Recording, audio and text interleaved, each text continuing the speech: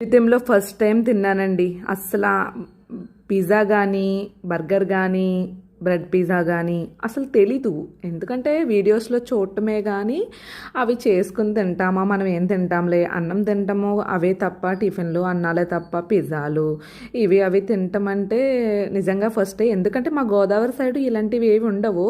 అన్నానికి ప్రిఫరెన్స్ ఇస్తాము, అలాగే టిఫిన్స్కి ప్రిఫరెన్స్ ఇస్తాము, అంతే తప్ప ఈ మధ్యన ఇంకా బేకరీలు అవి అవి వచ్చినాయి. కానీ మా చిన్నప్పుడైతే ఇలాంటివి అసలు ఉండేవి కాదు. ఇప్పుడు అందరి పిల్లలకి పిజ్జాలు బర్గర్లు అన్నీ అలవాటు అయిపోయినాయి. ఇంట్లో అయితే ఇలా సరదాగా ట్రై చేశానండి. ట్రై చేస్తే నిజంగా చెప్తున్నాను చాలా అంటే చాలా బాగా వచ్చిందండి. చాలా బాగా నచ్చింది. ఏం లేదు, బ్రెడ్ తీసుకుని టమాటాలు, అలాగే క్యాప్సికము, ఉల్లిపాయ ముక్కలు, అలాగే చీజ్ ఉంటుందండి. చీజ్ అంటే మనకు సూపర్ మార్కెట్లో అమ్ముతారు, ప్యాకెట్ 220 అలా ఉంటుంది.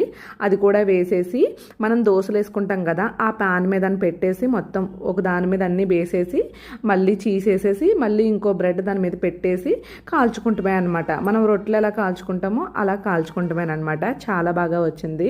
ఇంకొకసారి రెసిపీ చూపిస్తాను. వీడియో నచ్చితే సబ్స్క్రైబ్.